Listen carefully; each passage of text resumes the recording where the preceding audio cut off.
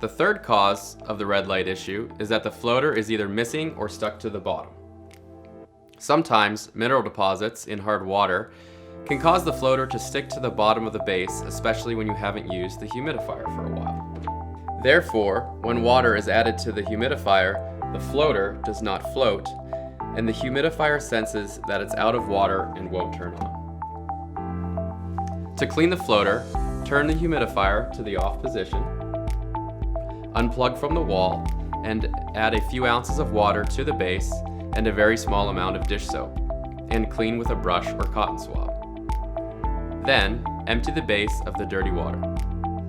Make sure to rinse soapy residue with water, making sure to not get water into the underside of the base.